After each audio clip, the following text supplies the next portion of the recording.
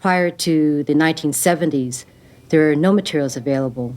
We were beginning to seek self-determination for people of color in this country.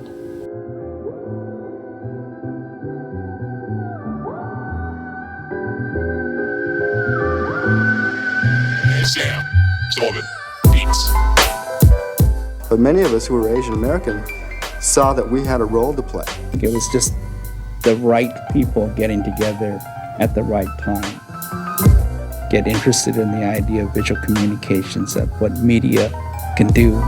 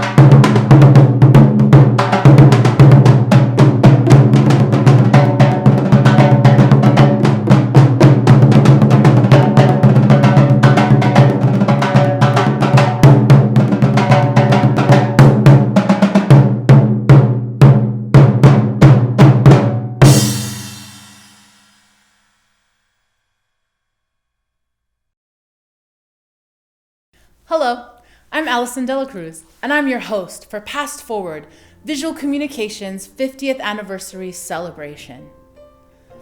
2020 has certainly been a difficult year for all of us. We did not envision celebrating our milestone anniversary this way. But just like many challenges throughout VC's past, we will always continue to move forward. Today, we fast forward back to the past to share a few of our stories with you from our VC archives. This program is not the definitive history of visual communications, but just a snapshot of amazing people behind the 5 decades of work. We'd like to take you back 50 years ago when our founders, Bob, Eddie, Dwayne, and Alan, converged and shared stories about themselves and our communities. But before that, I'd like to welcome Visual Communications Board President, Clayton Young. Hello, my name is Clayton Young, and I'm the Board President of Visual Communications. On behalf of our board, staff, and organization, thank you for joining us to celebrate our 50th anniversary. First and foremost, I hope you and your family are healthy and safe. VC has gone through its ups and downs over the last 5 decades. But thanks to the tireless work of our dedicated staff and volunteers, we've been able to overcome those challenges. Today is no different. We will make it through this pandemic with the help of our staff, the leadership of our Executive Director, Francis, and the support of all of you. As you can imagine, fundraising has not been easy this year.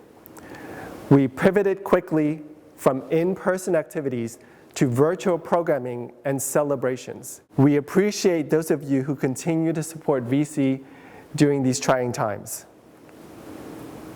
For 50 years, VC has been a voice, a beacon for the Asian American and Pacific Islander community. We were founded with roots firmly planted in social change and social justice, using art as the medium. During my time on the board, I've seen VC's finances grow, our programs expand, and our influence rise. We've seen our alumni go on to great success. We've built new partnerships locally, regionally, and internationally. We've received new grants from foundations and corporate partners who invested in VC because they too are committed to our mission.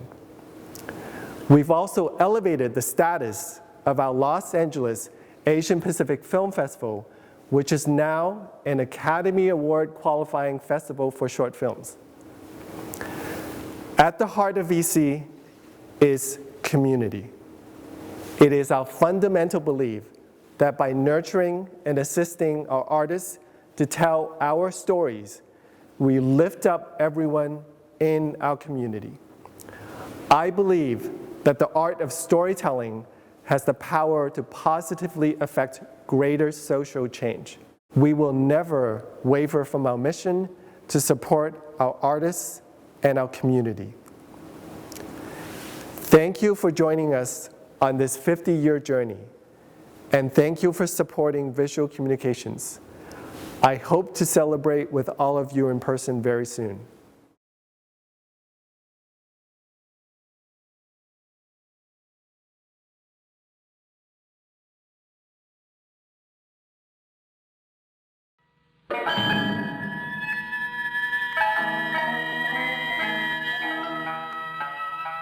It's very difficult to describe things in detail. I was only 6 years old, so I really can't remember anything definite. It's just vague impressions. I think I remember like feelings and smells and sounds, things that really impressed me. One incident kind of sticks in my mind. It was when the FBI came and took away our next door neighbor. He was very active in judo and kendo, and I used to play with his two daughters. As a matter of fact, I was at their home when the two FBI agents came by. I remember looking at them through the screen door, and then later my neighbor's wife telling me to go home.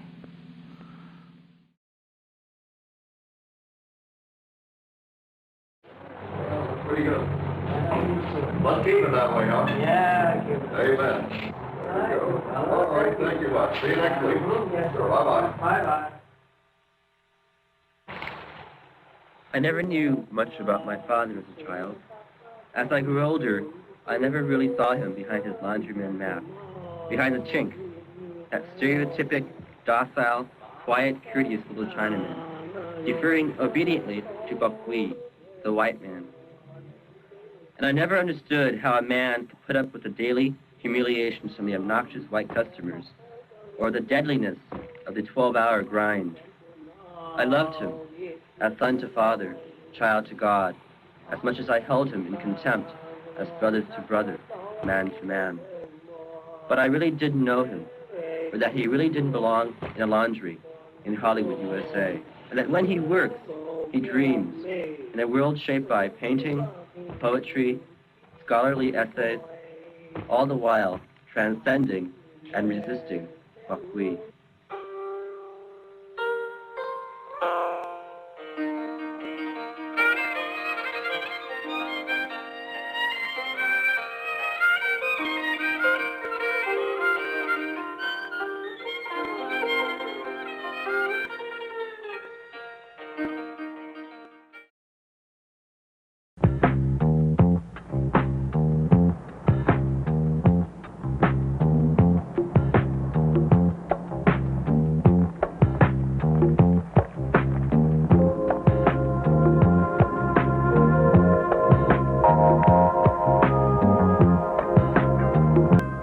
I look in the mirror, I'm traditional Japanese looking. I mean, I got slanted eyes, the black hair, right?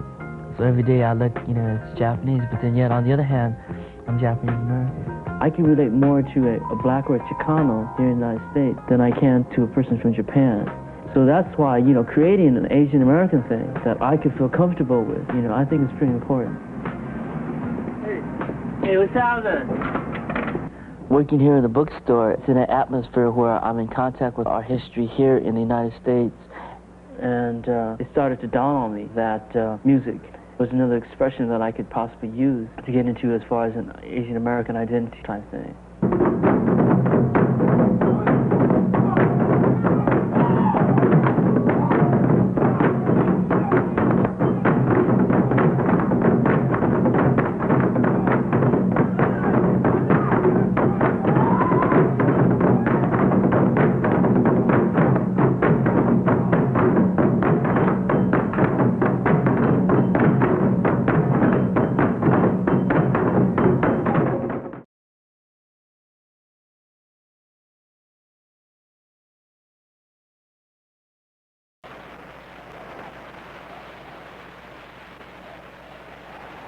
Well, let me see. I think my first experience with kite flying was when I was about 8. We'd buy this Japanese kite called a Yakko-san kite. It was very colorful with its long tail and painted warrior face. In those days, we paid about a nickel or dime for it, out where I lived on Terminal Island, California.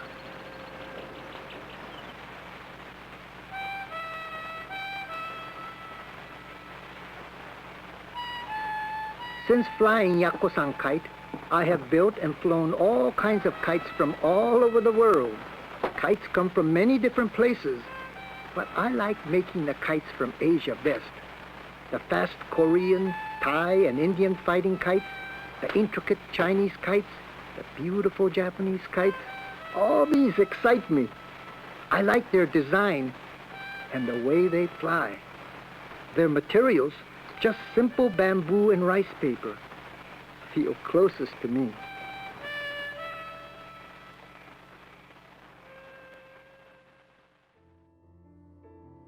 Our founders believed in storytelling that comes from personal spaces within our communities. From campus strikes, anti-war protests, civil rights demonstrations, our communities sought self-determination. And from this, visual communications emerged as the media arm of our community's movements.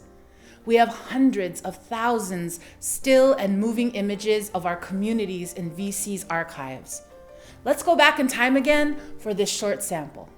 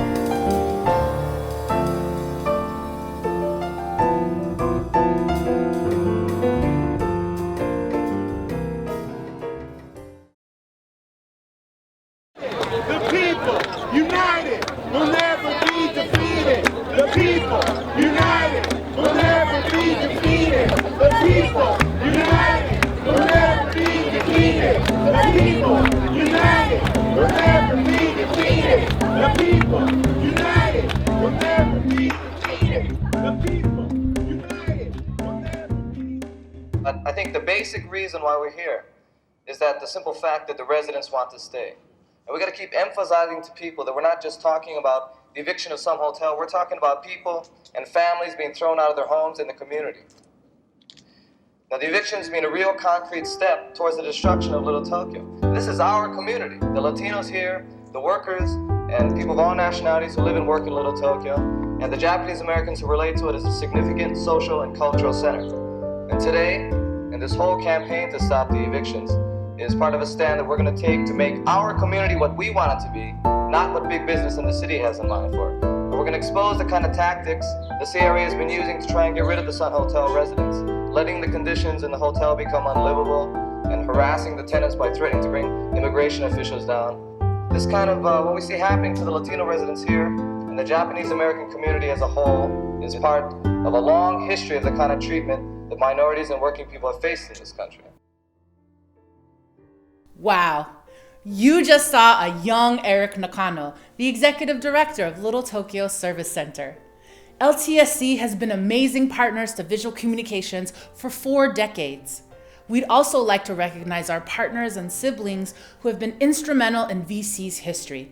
Organizations like GIDRA, the UCLA Asian American Studies Center, the Japanese American Citizens League, and our partners here in Little Tokyo, the Japanese American National Museum, the Japanese American Cultural and Community Center, the Little Tokyo Community Council, NCRR and Nikkei Progressives, the Little Tokyo Historical Society, and Tuesday Night Project. As visual communications expanded in the 70s, new creators came in to support an array of inspiring new stories that reflected our Asian Pacific American experiences. From Alan Kondo's Tracks and I Told You So, featuring poet Lawson Inada, to works by other directors such as Watari Dori, Birds of Passage, Chinatown Two-Step, City City, Pieces of Dream, To Be Me Tony Kwan, and Samsara. VC has shown you stories about our communities and artists.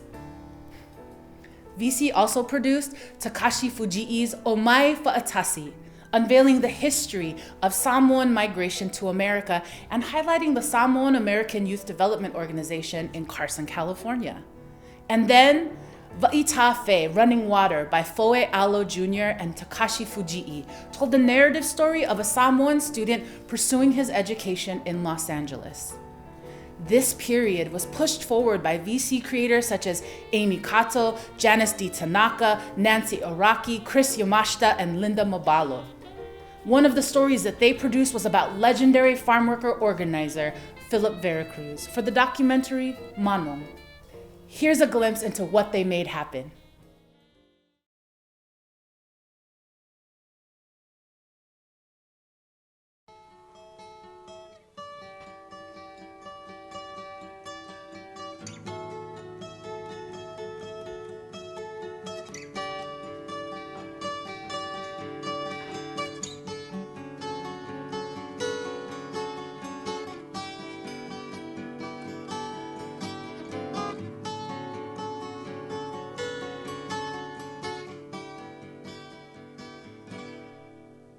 Filipinos are one of the largest contingents of Asian people coming to the U.S. The immigration of Filipinos can be characterized in 3 distinct waves.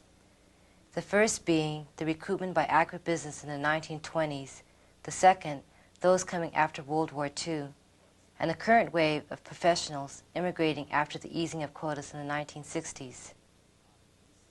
This videotape is about the first wave of Filipinos, the Manongs, who have a rich history to share, and this program is dedicated to all of them.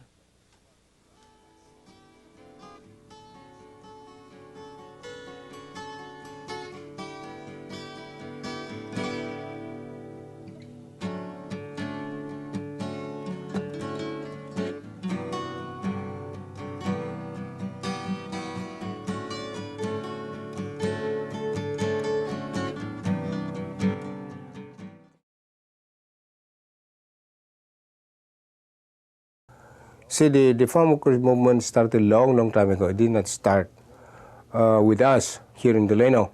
The union is a good thing for the farm workers, but leaderships can make mistakes.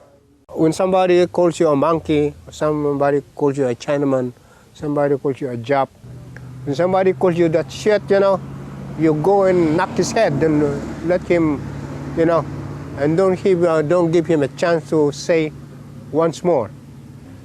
You know, I have suffered in this goddamn country for a long time, and I have the right to say what I think and I feel. And it's not that I hate this country, you know, but there are some people, you know, that are not doing the right thing. But the young people today, they're uniting, you know. And of course, when it comes to progress, it should not be limited to our people. And so therefore, we got to fight for our rights, you know. And if we have to lose our lives for it, we got to do it.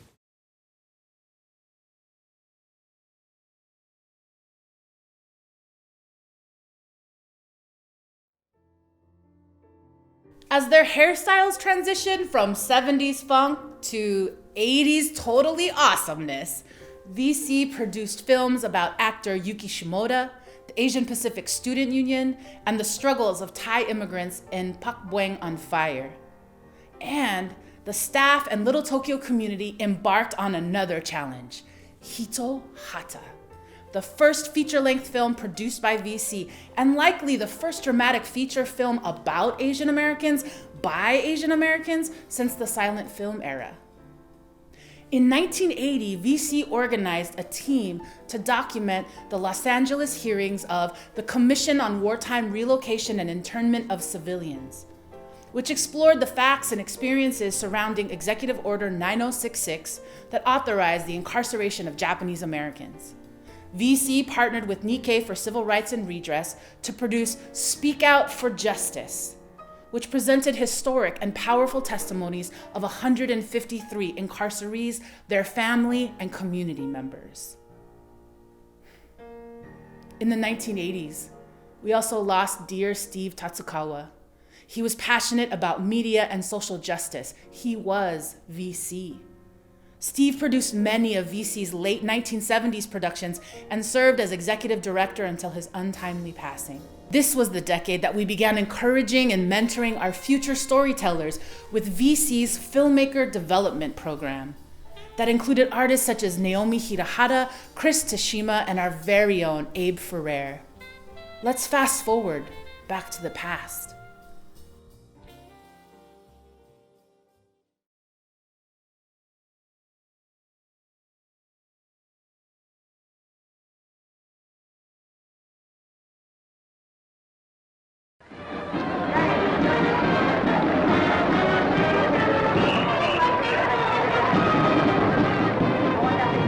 The first of us came to this country over 100 years ago. We called ourselves Issei, the first generation of Japanese in America. I didn't come to get rich. I wanted just enough to return to my village in Kagoshima and maybe buy some land. I arrived in Seattle in 1910 and got a job with the Southern Pacific. I worked hard and every month sent money home to my parents. Later, after I had moved south and worked the farms in the Central Valley, I decided to try the city.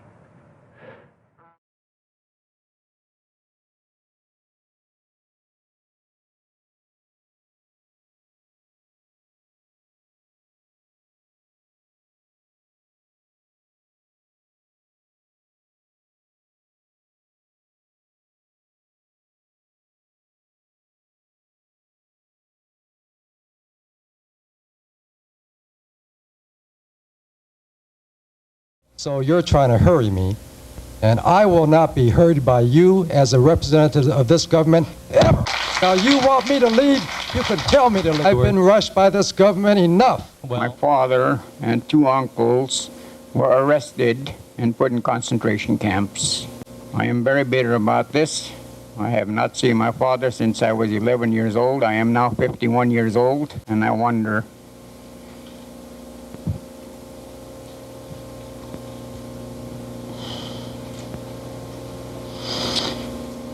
I wonder if he's alive today.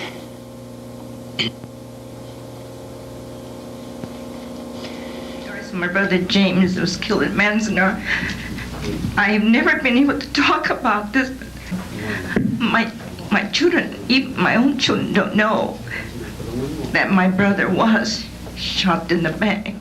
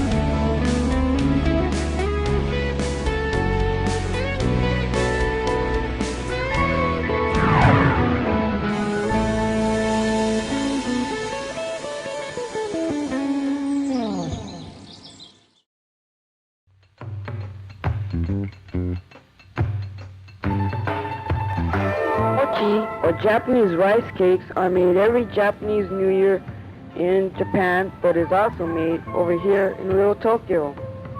Well, one year it was a bit different. You see, while everyone was having a good time making mochi, somebody who drank too much was driving a truck containing nuclear waste. Everyone ran for their lives as the truck turned over and crashed where the mochi was being made. The nuke waste leaked onto the mochi. Suddenly the mochi started growing and growing, devouring anything in its sight. It was a monster. It terrorized Little Tokyo for a week, when finally a guy whose restaurant was destroyed suggested we all attack the Mochi Monster. The cops didn't do anything.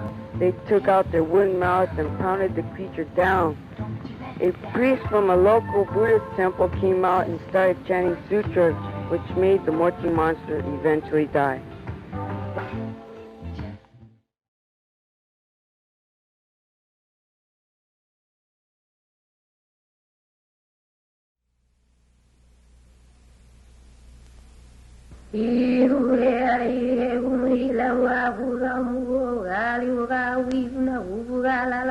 magali, ugala una magali, o magalela ugala no mai gabu mai gawo yo, iho iluna, iho iluna, eluna we mai ne ya we la me anu ya lu ai e ula e. Homa kau. Why can't you do all one there? Why can't you do all one there? I can't do all one there. My can't keep my can't do all one there. My can't keep we can't do all I know what I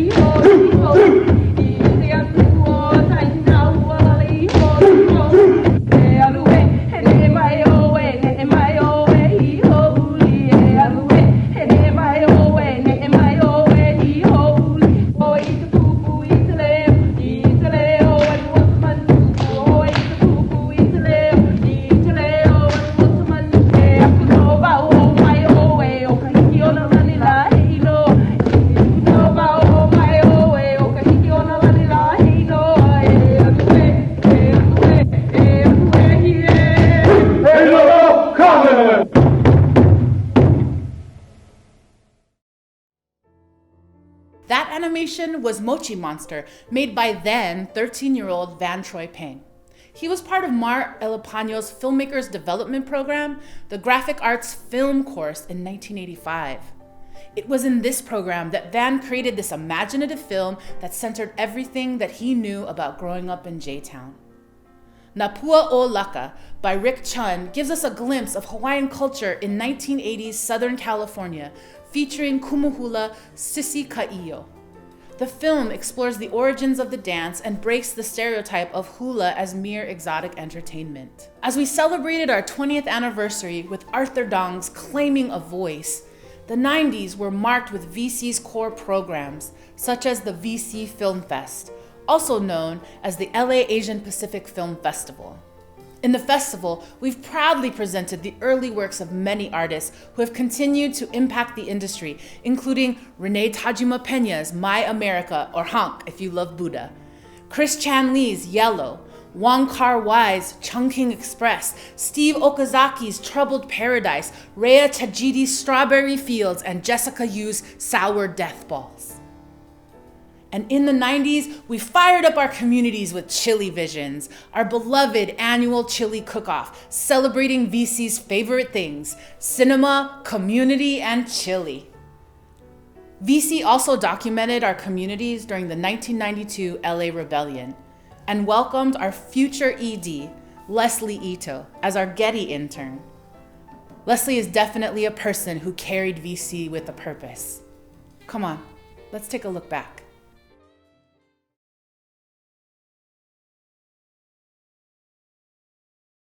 I think it's amazing that it is an institution today that is 20 years old, and it's really to the credit of people who have worked there throughout its 20-year history, and not just the people who founded it, because it takes a lot to keep it going. It takes a lot of personal sacrifice and dedication, and I think that that was there through every period of VC. And what did we survive for? Because racism still exists in this country. And despite the very few inroads we've made in media as a whole has not fully reflected the many different kinds of people in the United States. And whether we're producing media or whether we're in an advocacy role, our work is not over.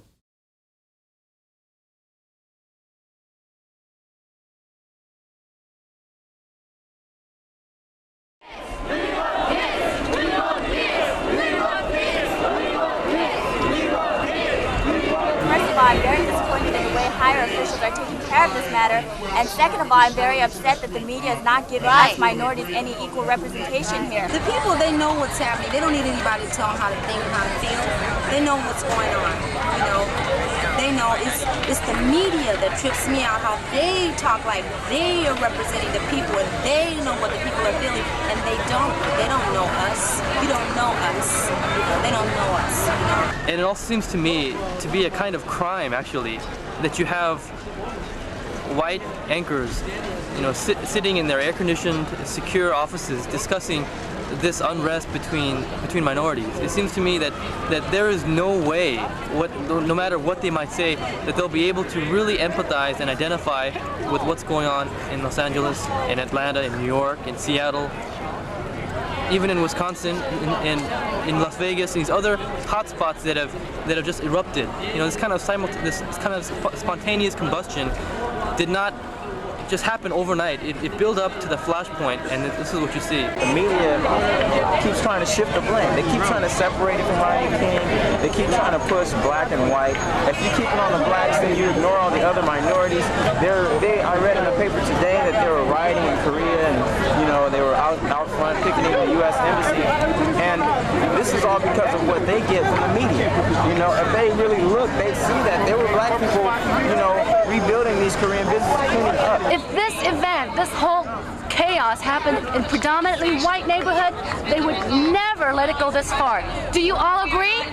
Do you agree? Yeah. Absolutely. It only happened because it happened in South Central LA, Koreatown, Little Tokyo, where the most minorities reside. With the media situation, I don't appreciate, and I don't think the black community appreciates, white community, Hispanic community, that they were saying that everybody that was out there were hoodlums and thugs.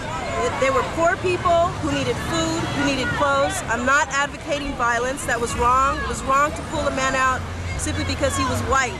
However, people should be getting upset about what caused the violence and what happened before that. And I just want to say that there's a lot of things going out here. It's beautiful. There's all colors. There's blacks, there's Mexicans, there's Koreans. There's all races out here, and we should focus on the positive and how people are coming together.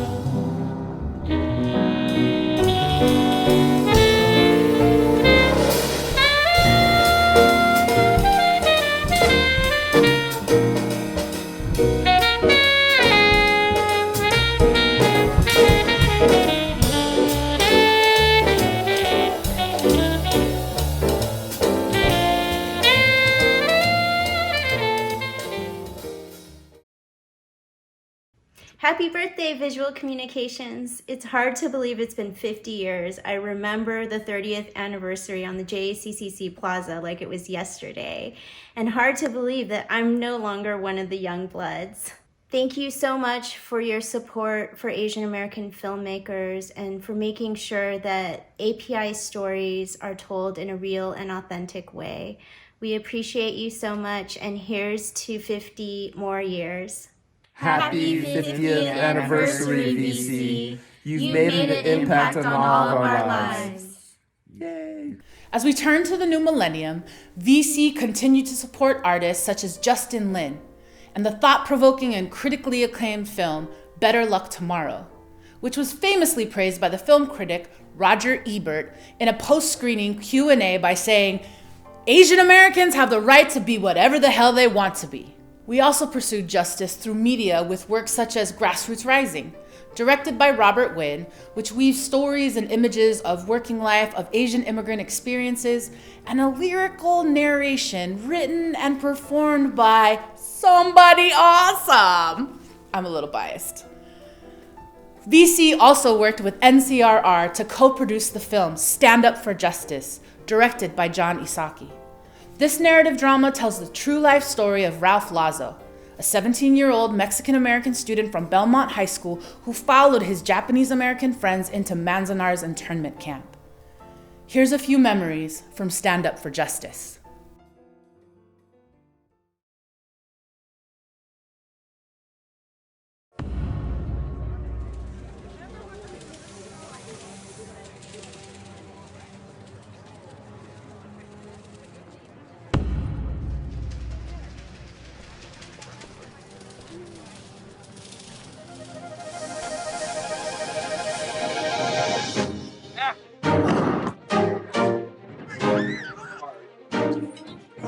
The Ralph Lazo story is really unique. Ralph? Hey, quit kidding around. You better get off. You'll be stuck going with us to God knows where. Really, Ralph, these guys mean business. Ralph Lazo died in 1992, and we didn't start on the film until 1998. And so we had to find out from his friends and from his family what he was like. We're just, here boarding a train, but this is really, a traumatic experience, which I think, the same thing could happen today. The first thing I thought of when I came here and saw the train scene and stuff, I thought about my grandmother. I thought about how she was, how she was like 4 years older than I am now, and she had 5 kids, and what she must have been thinking going through that. You just have to stand by your friends and stand up for justice. Linda Mabalot is named as our executive producer. She was our executive director for 23 years from 1980. And in 2003, she had passed away suddenly of lung cancer. But, throughout the years that we had working on Stand Up for Justice, she was very supportive. She would say, whatever it takes, Amy, to do it. I trust you and John that you can get this production done. A lot of the highs in Stand Up for Justice is the many people that came on board who volunteered their time. There are things that they didn't have to do, but they did it because they believed in the project and they wanted this film to come out. And then the community at large. We were able to fundraise in a way that I don't think a lot of films could, but when we asked for donation or support, they were more than generous to help us out.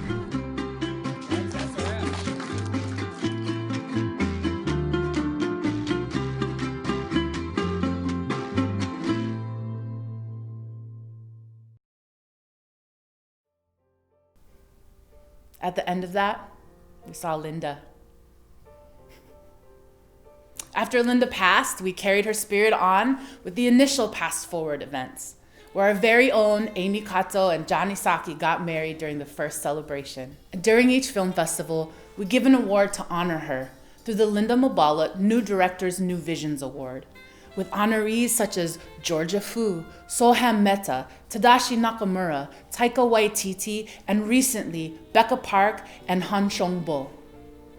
Today, we highlight the winner of 2013's New Directors New Visions Award, Kaylee So, who uses her vision to bring new stories to the big screen, not only as a director, but as the founder of the Cambodia Town Film Festival, to encourage new filmmakers and storytelling from her Khmer community. To get to know Linda and the artists she's inspired, let's take a look back.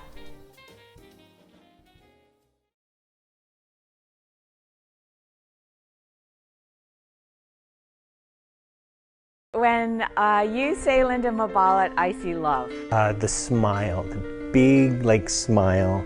Feisty, committed. Ball of light, visionary leader. First thing that comes to my mind is her laugh. Crazy, nuts, really wild, real country. And that, how's it?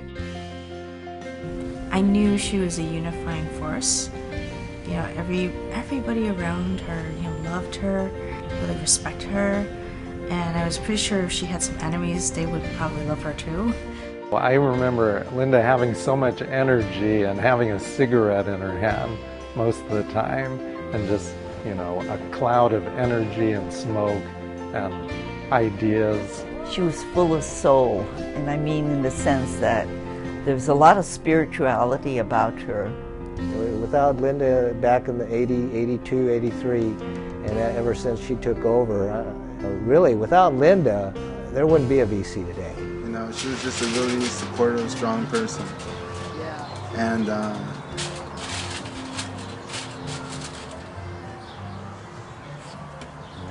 she was good people.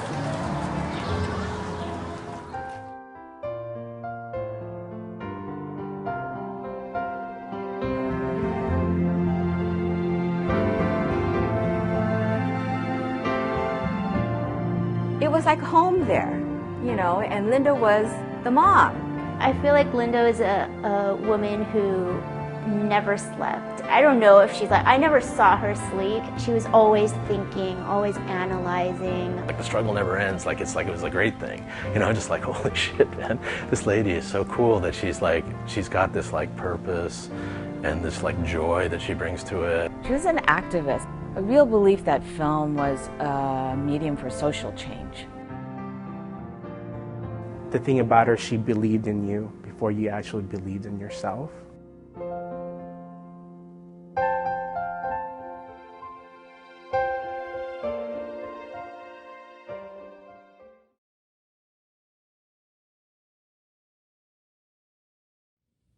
After Linda Mabalot, for the Youngbloods. Black and white photograph of Linda surrounded by black and white photographs. In the old VC office, aka JCCC room 309. Donning a blazer made principally of linen and shoulder pad, arm outstretched, moving images around the table, centering our histories in her gaze. Eyes on hidden treasure. Smile steadfast in knowing the three-dimensional character in the 2D grid at her hands. I stare at her picture placed atop a pyramid of images on a gallery wall. I swear I hear her greeting penetrate the air. How's it?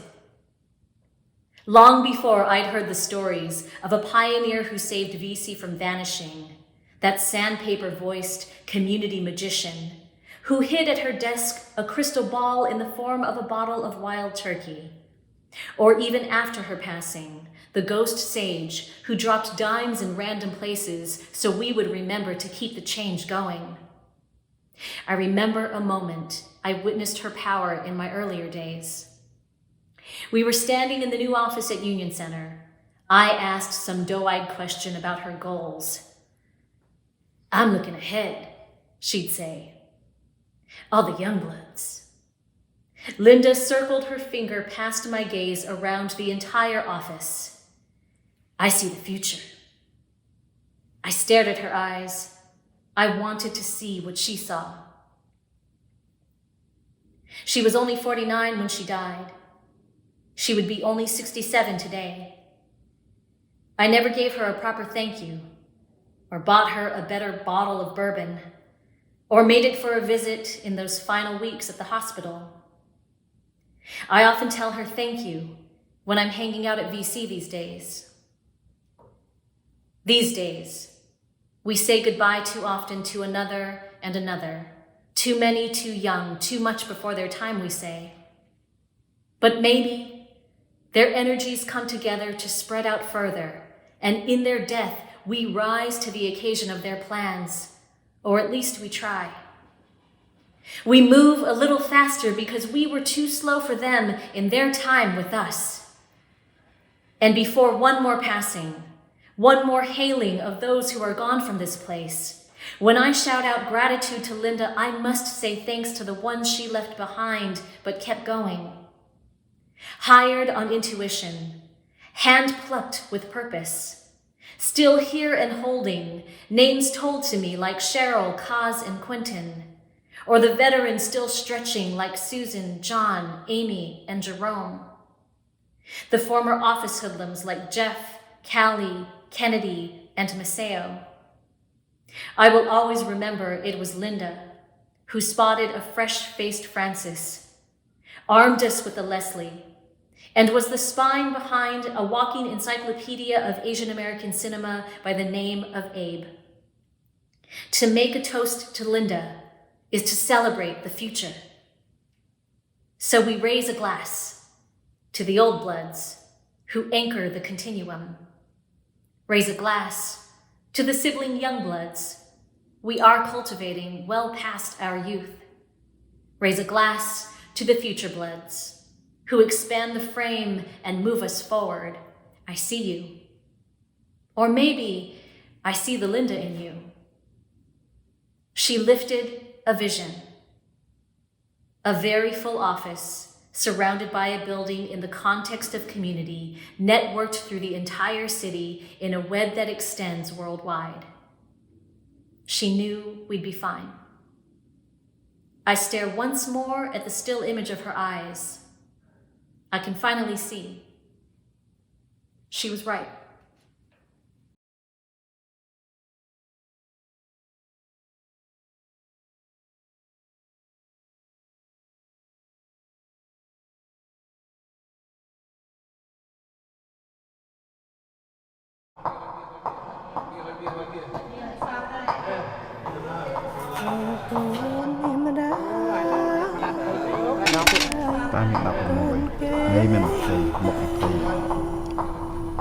You should say.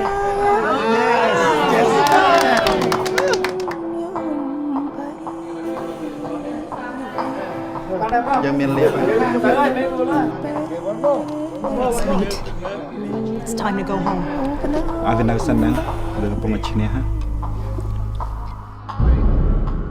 Happy 50th Visual Communications.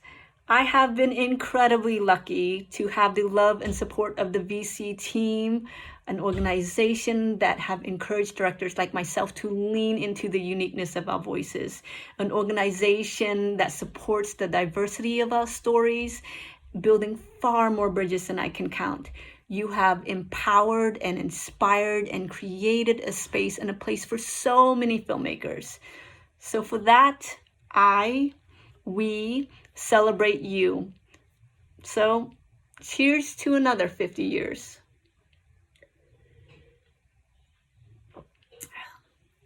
That's water. In 2002, Justin Lin had an idea for VC to create a filmmaker program for seniors and older adults. And with our partners at Little Tokyo Service Center, we presented Digital Histories at the Discovery Center, which you now probably know as the Far East Lounge. Give it to our elders to teach us that it's never too late to become an artist and impact our communities. Check this out and learn more about Digital Histories. Our spirit of visual communications is reflected through Digital Histories, with these storytellers, filmmakers, especially older adults, symbolizing that it's never too late to tell our own stories. I think it's important because it's a voice, like their voices, like older adults, kind of gets lost in the media. I think as people age, and for seniors, I think sometimes seniors can feel invisible. We can lose confidence because we feel like we can't learn something new. The unique thing about Digital Histories is that us as individuals, we don't have technical knowledge to create these films, yet we're able to do this on our own. It's a little bit dark and shaded, isn't it? That's okay. It's okay? They can't see the wrinkles that way. So no wrinkles, no bags. Isn't that wonderful? Jeannie, look what I found. It's a home health and wellness book. Look at this. If you're not careful on the floor. Exactly. Oh, we have things to help us to get up from the toilet. I know. I need this. It's a cane. And then you can sit on it too. I'll get that for you for Christmas. Rejuvenating creams. It's a chin up. It's a strap. Wrap it and firm it up. See, for this. I don't have it yet. Oh, and look. Hernia support belt. Yep. Big buttons on the telephone because we won't be able to see pretty soon. You can get that free. Oh, free? To keep you from rolling off the bed. Right. That's what you buy babies. Right. Exactly. We're going to be babies pretty soon. They have covers for our mattresses in case we wee-wee. This is not a very good thing for looking forward to old age. But I'll order the chin up for you. We have to learn about these things so we know what to do in the future. Colorful clothing protector. Oh, that's what you giant bibs. That's what you needed today. My God, you really needed that. Yeah. Can I get it at Costco? $30. No, forget it. All you do is wear an apron. Can you believe there's a sock aid? It helps you put on your socks. If I reach this stage, I don't know if I want to be around. Oh my God, we might have Alzheimer's. Then we won't know. That I don't mind then. If I have to use all of this and have Alzheimer's and not know I'm using it, that's fine. You can come morning and night. Oh, okay. That way you can make sure I'm alive.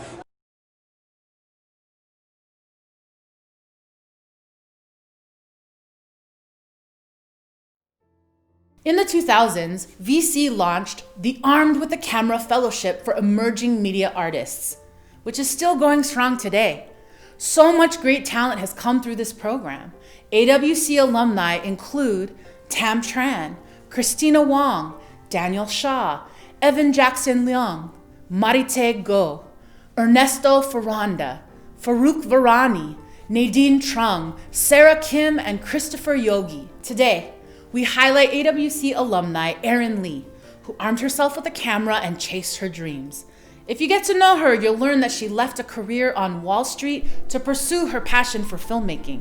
Her AWC film, LA Coffin School, features another talented artist who embodied our VC spirit of supporting creators and their works, Elizabeth Sung. Many of you know her work in the Joy Luck Club or maybe on The Young and the Restless.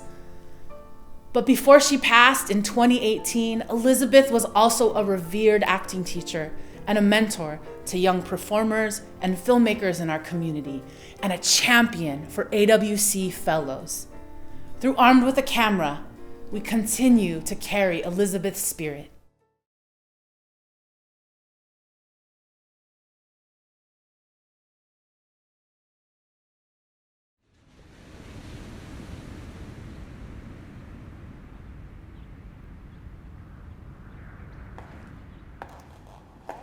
Welcome to the Los Angeles Coffin School. 欢迎大家来到洛杉矶棺材学校。在这个课程里，你会感受你自己的葬礼。仔细想想，你这一辈子做过的决定，然后为什么这些决定会让你走到这一步？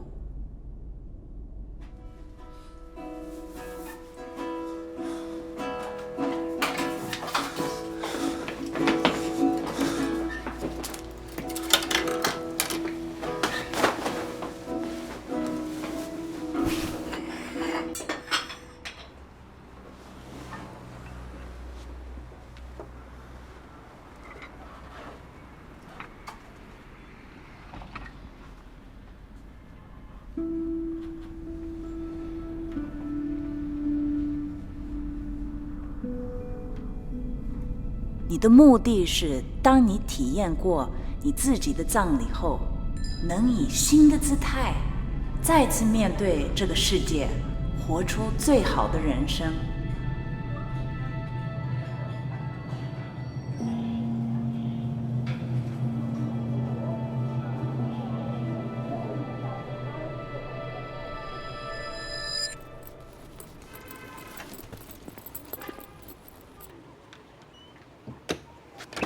如果今天晚上是你最后的一餐，你会想吃什么？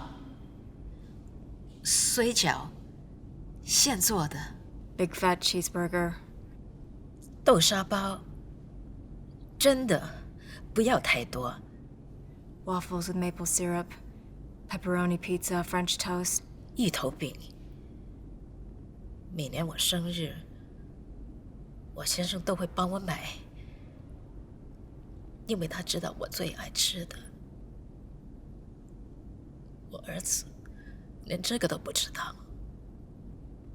你这一辈子，你最后悔的决定是什么？ I would have proposed to Julie. I've been on a diet my whole life. "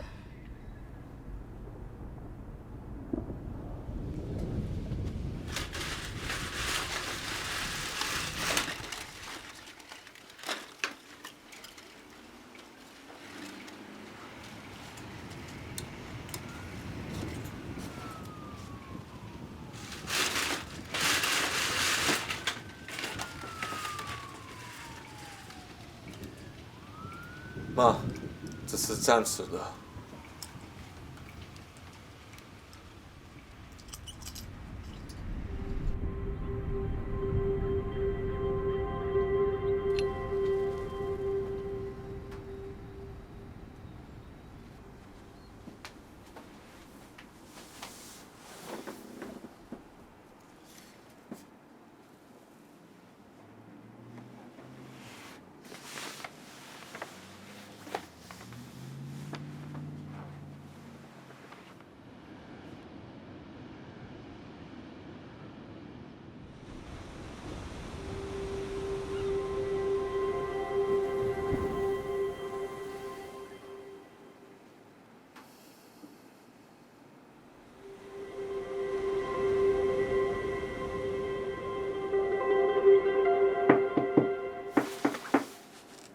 谁呀？怎么回事？来，进来。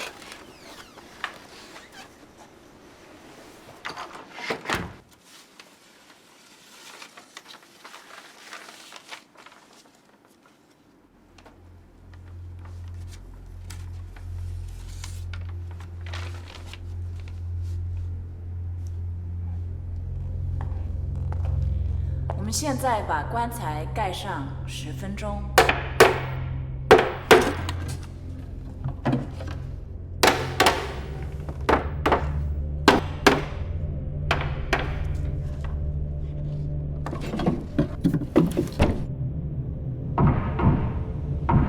说出一个你要活的理由。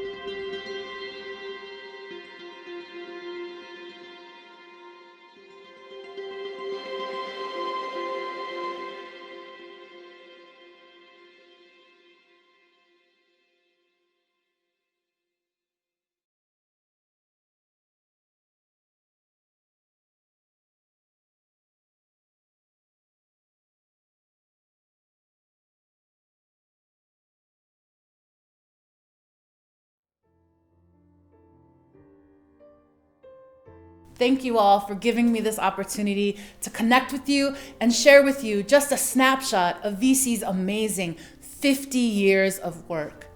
Thank you for being a part of VC and for joining us today. I am so honored and excited to be a part of the extended VC family and to learn about this amazing history and all of the work that visual communications continues to make today. We've had a little bit about the past and we want to keep moving forward. I'm so excited to share and celebrate in the VC of now. It's my great honor and privilege to share with you some of the VC staffers of past and present, and of course, my deep honor to introduce you to our Executive Director, Francis Collado. Happy 50th, VC.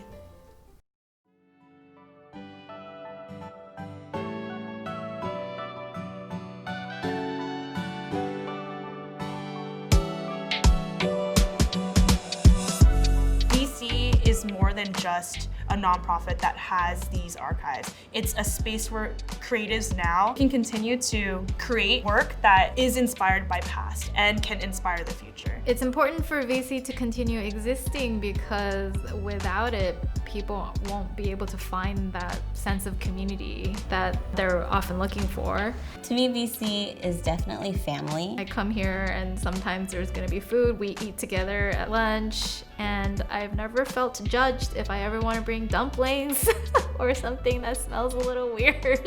We're a space where a lot of people can connect. Again, we connect communities and not monolithic, but plural, whether they've been here for 40 hours as interns or 400 hours or 40 weeks, or for some people even 40 years. A lot of people has come through our doors and made an impact, and they've put in a lasting legacy of visual communications. Folks, thank you for joining us as we celebrate 50 years of visual communications. I am Francis Collado, your Executive Director. It is my privilege to continue the legacies of our founders and VC staff, from our founding director Robert Nakamura to Steve Tatsukawa, Linda Mabalot, Leslie Ito, and Shanae Yoon. For every name that you saw and heard, know that there are hundreds more, and with them were our partners, families, and friends. As Dwayne shared, it was always about the right people getting together at the right time. And as Eddie said, VC continues to move forward because it takes a lot of personal sacrifice and dedication. As we celebrate our past and look forward to the future, I'd like to focus on this present moment to thank folks for their sacrifice and dedication. Thank you, Abe, Susan, Isil, Dorothy, Rachel, Lou, Joel, Stephanie, Ryan, and Josen. And thank you to all the VC and festival staffers who I had the honor to share space with. Before we end our celebration, we proudly present a few digital slams, which includes our present storytellers, and a special performance by G. YAMAZAWA. Thank you to these artists and for your work in inspiring our future. On behalf of the VC board and staff and our VC50 committee, thank you for being with us. Cheers to 50 more. Are you ready to do some astral traveling? Are you ready to do some astral traveling? This year's Psycho. Are you ready to do some astral traveling?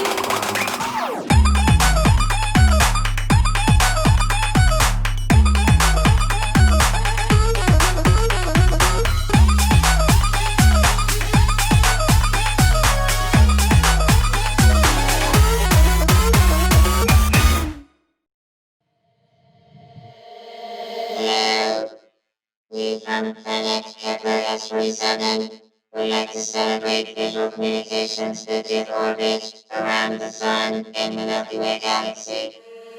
We would especially like to acknowledge one Earthling who has since traveled to another dimension. Her name is Elizabeth Zhang, and she guided many, often younger and less experienced Earthlings in their artistic pursuits. Happy birthday, VC. We look forward to communicating with you in the coming centuries. Happy 50th, VC. Thank you for everything. Visual Communications premiered my first feature film, It's a Party, at the Downtown Regal Cinemas. That's the movie theater. That's how we used to watch movies back in the day. I don't know why. I've been involved with VC for almost 60 years. I met Francis Collado when he was still an intern, but now we're both old. Congratulations on the 100 years, VC. I'm looking forward to the next 100.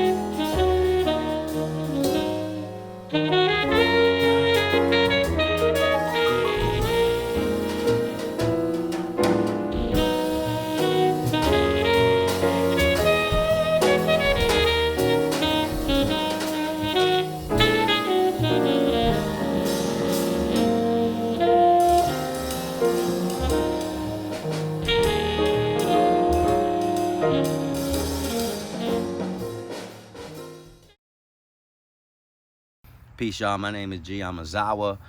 Shout out VC. Shout out C3. Shout out Missy Seal. Shout out Beat Rock Music, man. Thank y'all so much for having me and for all the work y'all are doing. I'm honored to be able to contribute a little something. I just released a project called Think Piece out now on Beat Rock Music. And I wanted to share a little excerpt with y'all. So I hope y'all enjoy. I guess it's thicker than my bloodline. Shot to Trayvon. All year round, he got them guns out for the one time. One time he lifted up the smoke, though. We had the blunt roll. My other partner knocked on front doors for game consoles. That's pronto. Hey, what's a story if it stay untold? A country family smoking cigs in front they 6-month-old. A 7th grader asking me if I would like the gun toe. My word, you couldn't come close. That dirty laundry unfold. I unload. Get it off my chest, dog. He got his pieces from his set. Ain't talking chest, dog. Just picture Bobby Fischer press you with a tech. Oh, I bet y'all I chef y'all like restaurants, like Szechuan, like Raekwon. I'm the best, but I'm slept on. My mans in them. Knew I was destined to get them Benjamins. They second all my sentiments, but check me when I mention them. Criminal activity don't need to be on Instagram. That PTSD settle in. It's a different kind of evidence. But most my people working hard, day to day, 9 to 5, 8 to 8. They cater trays, plastic spoons, and paper plates. In classrooms, that sacred place where half the room get left behind. And Whole Foods and Papa John's. Everybody on a grind. Everybody on a time limit, and we televise. In it, one hell of a ride. Happy to be front of side. Y'all know what I'm talking about. Give a fuck about your net worth. I'm a tastemaker cause my papa had that chef work. Know before you ever touch a knife, you gotta prep first. Need to get that business buttoned up like a dress shirt. Learned a lot of lessons down on Georgia Ave and Petworth. Learn how to make mistakes. Learn how regret works. Learn that to be the best, you gotta be yourself first. In search of my self-worth, I'm a version of all the people who ever crossed me, but the loss of friendship felt worse. Ain't that some shit? Ain't that bad a bitch? They complain about language, but y'all know how it is. Ever since I was a kid, ain't fuck with politics. One look at Lady Liberty, yeah, them thighs are thick. Look at that stride and shit. See how quick a side could switch. I keep it honest with the audience I'm talking with. I ain't like these are the artists that y'all rocking with at a pool party with a model minority. I'm R-rated, don't pirate. Fuck now, I'm irate. You think I don't think about race, about my eye shape? You think I don't think about hate, about the crime rate, and how the fuck we keep going back to places we not safe, like a Walmart, nightclub, church, mosque, synagogue, grade schools, middle schools, and little tons, and backyards, and storefronts, and living rooms. It's more Trumps, 144 bodies in 4 months. It's no stunt. What you want, huh? What you want? Peace. Tell me what you want, huh? Hey, what you want? Yeah, tell me what you want, huh? Hey, what you want? Hit you with that ring, machine gun funk. Peace.